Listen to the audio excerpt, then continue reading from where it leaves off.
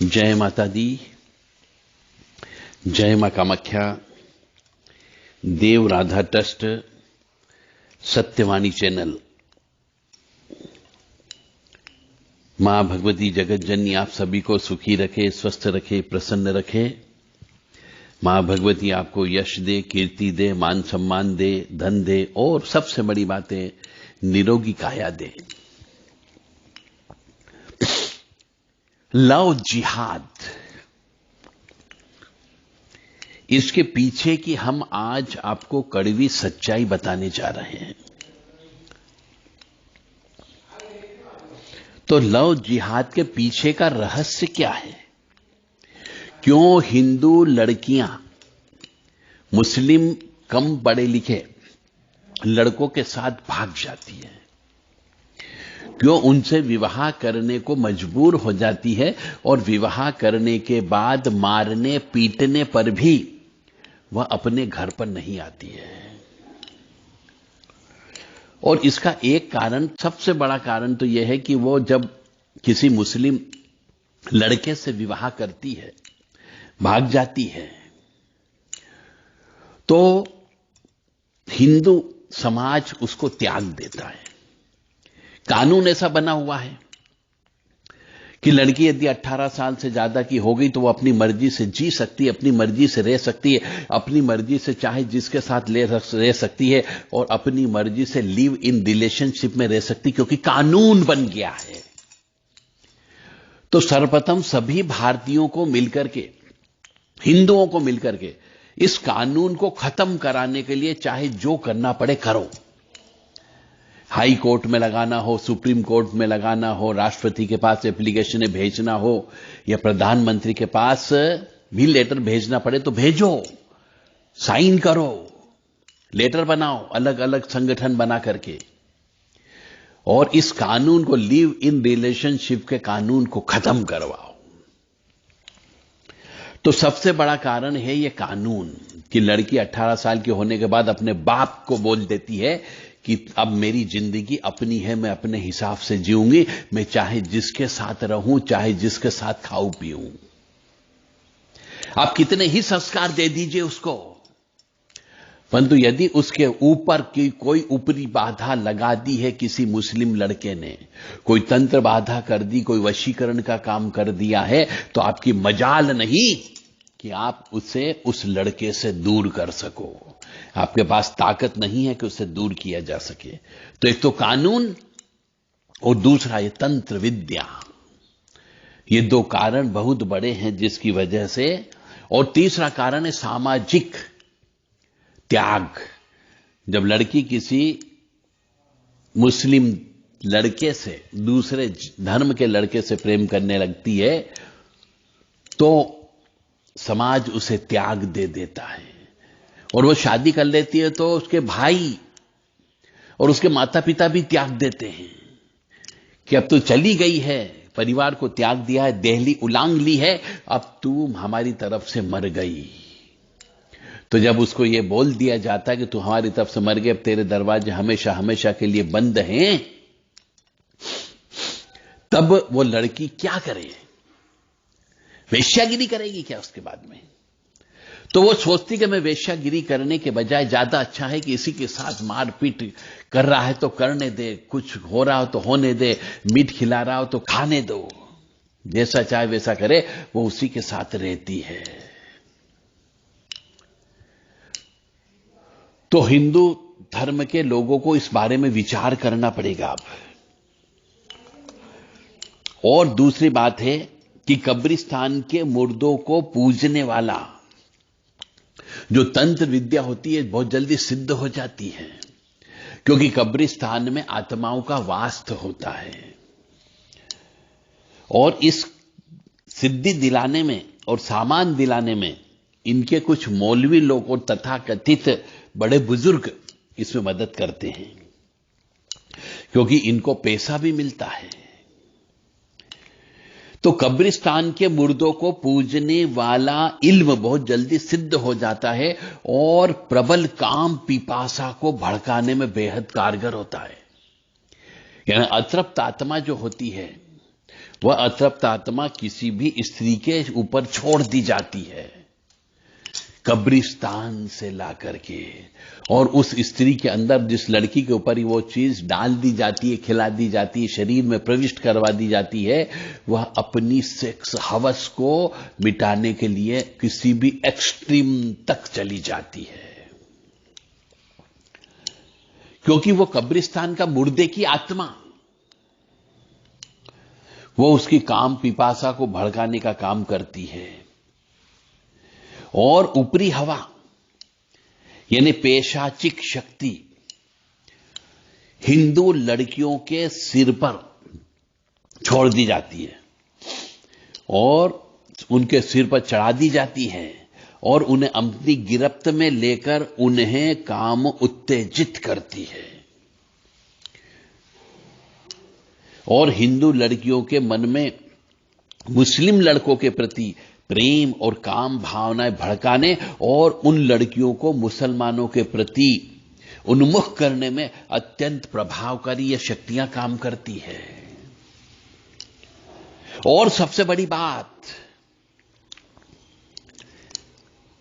हमारे हिंदू समाज की ये बहन बेटियां भी इस कार्य को करने में खुश भी रहती है।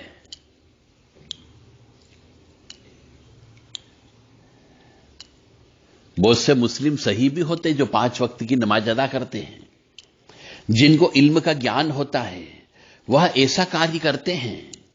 यानी मुस्लिम लड़कों को उन कब्रिस्तान के अतृप्त काम वासना से ग्रसित प्रेतों को पकड़ के मुस्लिम लड़कों तक देते हैं और मुस्लिम लड़के उनको मिठाई में पिला देते हैं, खिला देते हैं और हिंदू लड़कियां भागने को मजबूर हो जाती है और वो काम पिपासा के लिए तड़पने लगती है।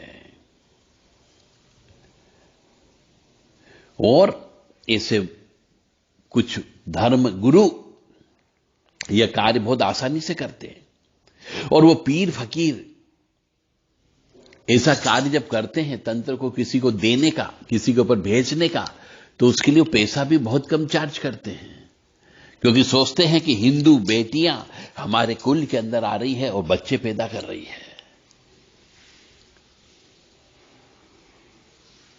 मतलब वो जो है ये भी देखा गया है कि लगभग 100-200 रुपए में ऐसी चीजें बना करके दे देते हैं उन दूसरे धर्म के लड़कों को और बार बार बुला करके देते रहते हैं, अलग अलग उपाय करते रहते हैं कि वो लड़की कंट्रोल में आ जाए, नियंत्रण में आ जाए।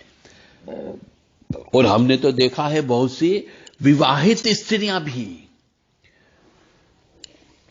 मुस्लिम लड़कों के चक्कर में उलझ गई और उन्हें अपना घर बर्बाद कर लिया। तो ये क्रिया जो होती है वशीकरण की क्रिया, किसी भी लड़की को वशीकरण की क्रिया करने के लिए 4-5 बार तांत्रिक क्रिया करना पड़ती है। और ये सब जो तांत्रिक क्रिया होती अक्सर मरघट मसान से होती है। वशीकरण का काम करना होता है, खिलाई पिलाई का काम करना होता है, तो लड़कियां तड़पने लगती है। तो जब ऐसी क्रिया बार बार 5-6 बार वो मौलवी किसी मुस्लिम लड़के के करके देता है तो उसके अच्छे परिणाम आने लगते हैं और ऐसे टोने टोटके करवाते रहता है जिससे उसको हिंदू लड़कियां मिलती रहती है।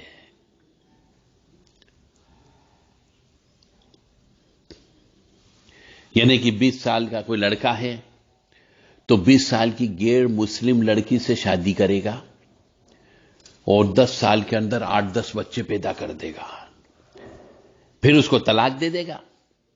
फिर वही 30 साल का मुसलमान फिर 20 साल की किसी हिंदू लड़की को अपना शिकार बनाएगा, फिर उससे भी वही हाल कर देगा। इस प्रकार से वो अपनी जिंदगी में 4 से 5 हिंदू लड़कियों को बर्बाद करके छोड़ देता है। और इस तरीके से उनके बच्चे जो पैदा होते वो सब मुस्लिम बच्चे पैदा होते हैं। और इतना अत्याचार उन लड़कियों पर होता है, फिर भी वह उसे छोड़ नहीं पाती है, क्योंकि लड़का ही छोड़ता है, लड़की नहीं छोड़ती है। क्योंकि हमारे हिंदू समाज में ऐसा समझाया जाता है कि पति ही सब कुछ होता है। क्योंकि लड़की पूरी तरीके से तंत्र के प्रभाव में रहती है, उसके ऊपर तांत्रिक क्रिया कर दी जाती है, और यदि कोई लड़की उसे लड़की को लेकर के भी आ जाए तो उसके ऊपर से कराने में वो लड़की सहमत नहीं होती है कि मेरे पर कोई तंत्र विद्या नहीं है, तुम लोग मेरे ऊपर तंत्र विद्या कर रहे हो, इससे दूर करने के लिए। और ऐसे कार्य में जो है बहुत से मुस्लिम परिवार सहयोग करते हैं, मौलवी सहयोग करते हैं, पैसे का भी सहयोग करते हैं और वशीकरण करने में भी सहयोग करते हैं।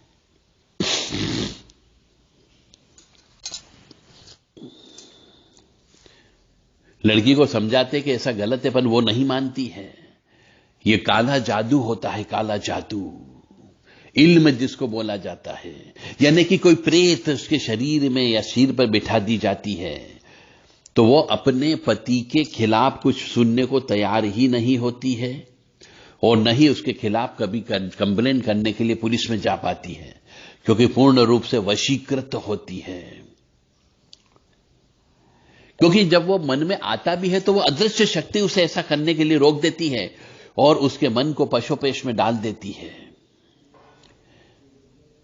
लड़की भी गंदी बदबू आने लगती है, कई बार लड़के में गंदी बदबू आने लगती है, भयंकर उसके साथ सहवास संभोग किया जाता है, फिर भी उसकी गुलाम बनने को तैयार होती है और रहती है। और उसकी जो काम इच्छा उत्पन्न करते हैं वो अदृश्य शक्तियों के माध्यम से, वह अपनी काम पिपासा को शांत करने के लिए घर से बाहर भी नहीं जा पाती है। तो इस तरीके से वर्तमान अवस्था में जो मेरे ज्ञान के मुताबिक जो मैंने रिसर्च किया है, उस रिसर्च से यही चीज सामने आई है कि लड़कियों के ऊपर, जो टीन एजर की लड़कियां होती है, उनके ऊपर ये खिलाई पिलाई और प्रेत छोड़ने का कार्य किया जाता है। और इसमें उन्हीं के समाज के कुछ से बड़े बुजुर्ग भी शामिल होते हैं। कुछ नहीं, गुलाब का पुष्प और इत्र की आवश्यकता होती 100-200 रुपए की, और उसमें वो काम कर देते हैं। अब इसको यदि काटना हो कि किसी लड़की के ऊपर कोई इल्म कर दिया गया हो और उसे काटना हो, तो पेशेंट को लाना पड़ता है, क्योंकि उसके ऊपर का जो प्रेत बाधा है, उसके ऊपर की जो इल्म चढ़ाया गया, उसके ऊपर जो चीज छोड़ी गई है, उसको निकालने के लिए पेशेंट को लाना पड़ेगा, तब निकाला जा सकता है। और उसके सिर के ऊपर से वो भूत उतारा जा सकता है कि मेरा तो केवल वही है, दूसरा कोई नहीं हो सकता। तो समस्त मेरे हिंदू भाइयों से मेरा विनम्र निवेदन है कि जरा अपने घर पर भी ध्यान दिया करो कमाई के अलावा।